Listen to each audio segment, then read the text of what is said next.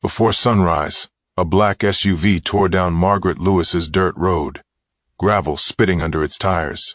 From men stormed land, smashing her greenhouse, spilling grain into the mud, and yanking her arm like she was nothing.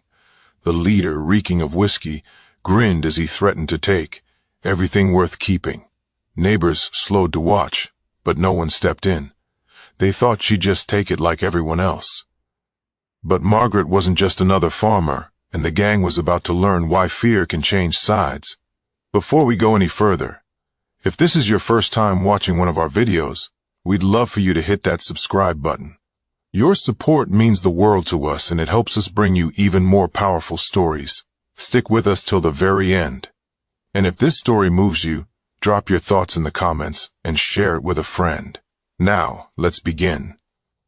Morning in Harper County came with the sound of roosters and the slow hum of tractors in the distance. For most people, that meant another day of tending to the land.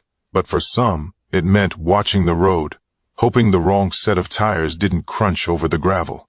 Margaret Lewis, 68 years old, walked the length of her cornrows with a burlap sack slung over one shoulder. Her silver hair caught the light in thin strands, her face lined not by weakness, but by years of sun, wind, and stubborn survival.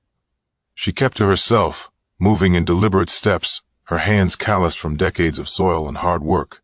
In the distance, a low rumble, not the familiar beat-up pickups her neighbors drove. This was heavier, louder, and too fast for these roads. Margaret paused, one hand resting on a fence post.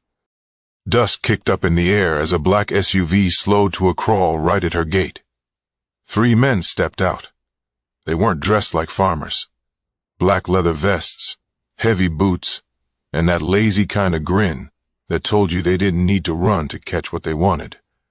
One leaned against the hood, chewing a toothpick. The tallest one strolled up, boots crunching on gravel. He spoke slow, but his eyes were scanning her land like it was already his. "Farm dues," he said, voice flat. "Everyone pays. Keeps accidents from happening." That Margaret didn't argue. She didn't flinch. She just turned, walked to her porch, and came back with an envelope. The money was ready as if she had expected this visit. She handed it over without a word. From across the road, 2 neighbors, Mr. Hale and his wife, were half hidden behind their mailbox. "Poor thing," Mrs. Hale whispered. "She won't last a month with them circling."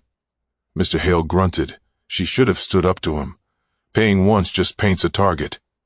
Margaret could hear every word. She didn't look their way, just kept her eyes on the dust cloud as the SUV pulled off, leaving a trail across her once clear morning. Back inside her house, the smell of strong coffee filled the small kitchen. She poured herself a mug, sat by the window, and stared out over her land. From the outside, it looked like she was just thinking, but inside every detail of those men, how they walked, where their hands rested, the angle of their boots was already stored in her mind. She'd seen that kind of arrogance before overseas in places where the wrong look could cost you your life. But here she wasn't soldier. She was just another farmer. And for now, she'd play that role. 2 weeks passed. The summer heat settled heavy over Harper County, pressing down like a wet blanket. Flies clung to anything that didn't move, and the air smelled faintly of dry soil and diesel from the tractors, still fighting to get a harvest out of tired land. Margaret kept to her rhythm up before dawn, feed the chickens, water the rows, patch whatever the wind or rain had torn loose. It was a life built on predictability, and she liked it that way.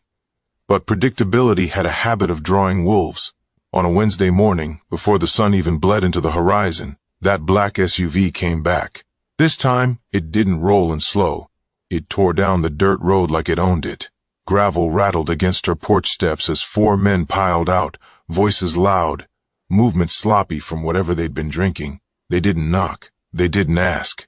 They went straight to the greenhouse, the laughter turning sharp when the first pane of glass shattered under a boot. Margaret was by the chicken coop, when she heard it kind of sound that makes the skin at the back of your neck tighten. She walked toward it, calm but steady, boots pressing down into the dirt with a measured weight. One man had ripped open her feed sacks, spilling grain into the mud. Another was tossing seedling trays into the grass like they were trash. The tallest, The same one who took her envelope last time, spotted her and grinned. "Morning, farmer," he said, stepping toward her. "We figured your dues didn't quite cover all this prime land." From the gravel road, a pickup slowed down. Two men inside, neighbors from 3 farms over, watched but didn't get out. One of them muttered something, and though Margaret didn't hear the words, she could read the shame in their eyes. They drove on. The gang leader's hand shot out, gripping her arm. His fingers dug deep, and the smell of whiskey hit her nose. "You got more in that house," he said. "Let's go get it." Margaret didn't pull away. She didn't blink. Inside her, something ancient and trained flickered awake. The old instincts she'd buried under years of planting and harvest. But on the surface, she was still the quiet farmer. They left that morning with what they could carry, tools, a sack of potatoes, and the satisfaction of thinking they humiliated her. But they didn't see the way she stood at the edge of her porch as they drove off, her coffee untouched on the rail, her eyes tracking every move. Back in town, gossip was already spinning. "You hear about Margaret?" Someone whispered in the hardware store. "She should move. Old lady can't take on that crew," another replied. And in a quiet corner booth of the diner, an older man shook his head. "Don't count her out. I've seen that look before." Margaret walked into the feed store later that day, the murmur of conversations stopping for just a second too long. She paid for her supplies in cash, thanked the clerk, and left without a smile. Her mind wasn't in that store. It was already on the next move. The gang thought they'd taught her a lesson. They had no idea they just signed up for one of their own. That night, the farmhouse was silent, but Margaret wasn't sleeping. She sat at her kitchen table under the dim yellow light, an old metal coffee can pushed aside to make room for a neatly folded map. Her calloused fingers traced the lines of her land, every fence post, every gate. Every natural choke point burned into memory. Out in the dark, the wind pushed through the corn rows, carrying the faint creak of her weathered barn door. Most people wouldn't notice, but she heard it. She heard everything.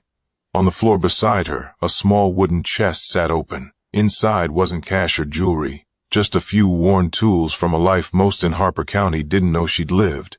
A coil of paracord, a folding knife with a faded seal emblem on the handle, a battered compass, and a single black and white photo of her in uniform. Smiling against the deck of a Navy ship, she moved like she was back on base, efficient, deliberate, no wasted motion. Fishing line became tripwires. Empty tin cans, washed and strung, became low alarms. The old pitchfork leaning against the barn wall was cleaned and set near the back door. By dawn, the traps were set.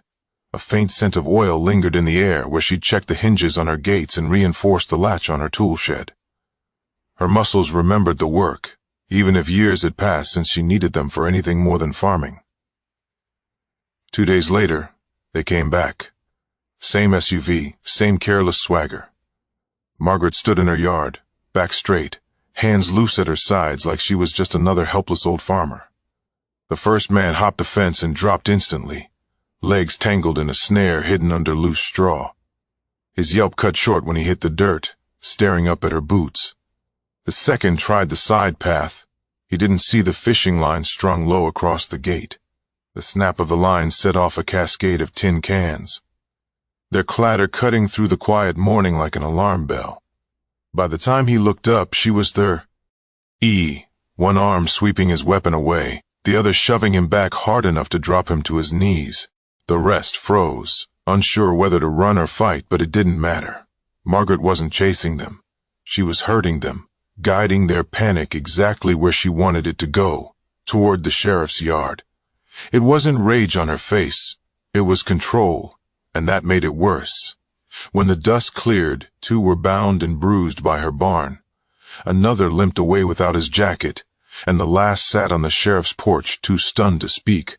Margaret walked home slow, the sun rising behind her to the rest of Harper County. It might have looked like she'd just defended her farm, but for those men it was the day they learned the difference between a victim and a veteran. By the time the sheriff's truck rolled up, the scene on Margaret's property looked like something out of a war film. 2 gang members sat in the dirt, wrists bound tight with paracord, their leather vests stray with mud. Another limped toward the main road, clutching his ribs, muttering curses under his breath. The sheriff, broad-shouldered, sweat beading under his hat, took one look at the setup and let out a low whistle. "Margaret, you want to tell me what happened here?" She just shrugged, wiping her hands on the hem of her faded work shirt. "Just protecting what's mine." Word spread before the sheriff even loaded the man into his truck. At the feed store, old Mr. Hale leaned over the counter and whispered, "You hear about Lewis?" Took down the gang herself. Mrs. Hale, stocking King Goods nearby, shook her head. "I thought she was just quiet." "Quiet," he muttered. "Don't mean weak." By noon, half the county had heard. At tea, he'd dine her. Conversations dipped when she walked in. A few men tipped their hats. One young farmer, barely out of high school, blurted, "Ma'am, that was something." He looked like he wanted to say more. Thought better of it. That evening the sun sank low, washing her fields in a golden haze. Margaret sat on her porch, boots propped on the railing, a mug of black coffee in her hand. Across the dirt road, a group of neighbors stood by the fence. People who had once kept their distance, now lingering like they wanted to say something. Finally, Mrs. Hale stepped forward. We should have helped you," she said, voice wavering. "We were scared."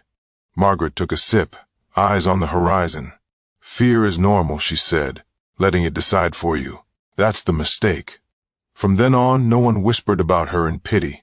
The gang was gone, packed up and out of Harper County before the week was over. Whether it was fear of her or shame from the sheriff's arrest, nobody knew. But the respect was clear. Neighbors brought over fresh pie, helped mend her fences, even stopped by just to talk. Margaret didn't seek the attention. She didn't need it. She'd been a protector before, half a world away, and she would have been one here with or without an audience. As the cicadas buzzed in the warm night air, she leaned back in her chair, the weight of the day settling into her bones. Harper County was quiet again. And this time, it wasn't because the people were scared. Some battles aren't fought on foreign soil. They're fought in our own backyards. And sometimes the quietest neighbor is the one who can turn the tide. If Margaret's stand inspired you, hit that like button, share the story, and make sure you're subscribed, because you never know who's walking among us, ready to protect what matters most.